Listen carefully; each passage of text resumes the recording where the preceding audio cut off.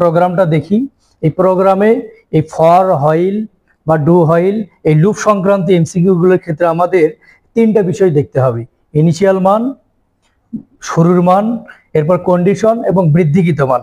তাহলে এই ফর লুপটাতে যদি আমরা খেয়াল করি, এখানে আই এর মান শুরু হয়েছে 1 থেকে, এরপর বৃদ্ধিকৃত মান, এই যে শেষ মানটা বৃদ্ধিকৃত মান i = i + 2, মানে এখানে 2 করে বৃদ্ধি পাবে। আর i <= 10 দ্বারা বোঝায় যে 10 পর্যন্ত যাবে। অর্থাৎ এই প্রোগ্রামটা যদি আমরা দেখি, রান করি, এই প্রোগ্রামটা শুরু হবে 1 থেকে, এই প্রোগ্রামটা বৃদ্ধি পাবে 2 করে, 2 করে বৃদ্ধি পাবে, 1 এর সাথে 2 যোগ করলে 3, এই 3 এর সাথে 2 যোগ করলে 5, 5 এর সঙ্গে 2 যোগ করলে 7, 7 এর সঙ্গে 2 যোগ করলে 9, 9 এর সঙ্গে 2 যোগ করলে 11 হবে। কিন্তু 11 তো অপশন এখানে কন্ডিশনে দেওয়া নেই, তার মানে এই প্রোগ্রামটার ফলাফল হবে 13579, 13579, গ নাম্বার অপশনটি সঠিক। আবার যদি আমরা এইটা দেখি, এখানেও আমরা খেয়াল করব যে শুরুর মান, বৃদ্ধির মান এবং শর্তের মান। এখানে প্রোগ্রামটা শুরু হবে 1 থেকে, i = 1 দেওয়া আছে, মানে প্রোগ্রামটা শুরু হবে 1 থেকে, 1 থেকে শুরু হবে। এরপর i++, i++ দ্বারা বোঝায় এক এক করে বৃদ্ধি হওয়া। আর কন্ডিশন i <= 5 দেওয়া থাকা, মানে এখানে 5 পর্যন্ত যাবে। তার মানে প্রোগ্রামটা যদি রান করি 1 2 3 4 5 এক এক করে বৃদ্ধি পাবে। কিন্তু এখানে কন্ডিশন দেওয়া আছে, ইফ যদি i এর মান 3 হয়, i এর মান যখন 3 হবে কন্টিনিউ। একটা বিষয় মনে রাখতে হবে, কন্টিনিউ যদি থাকে, এই কন্টিনিউর সঙ্গে যে শর্তটা মিলে যাবে, এই শর্তটা প্রদর্শিত হবে না, এটা বাদ দিয়ে বাকি শর্তগুলো প্রদর্শিত হবে। তাহলে এখানে যদি দেখি এর সাথে মিলে যায়, এই কন্টিনিউ শর্তের সঙ্গে মিলে যায় 3, তার মানে এই যে 3 যে মানটা আছে, এই মানটা প্রদর্শন হবে না। 1 2 4 5, অর্থাৎ 1 2 3 4, এই 4টে মান প্রদর্শিত হবে।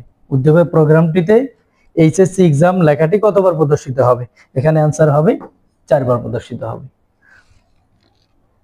আবার যদি পরের একটা দেখি, এটাও প্রোগ্রামটা ফর দ্বারা, এখানে শুরু হচ্ছে i = 2 থেকে শুরু হবে, এরপর i = i + 2, 2 করে বৃদ্ধি পাবে, i <= 10 পর্যন্ত যাবে।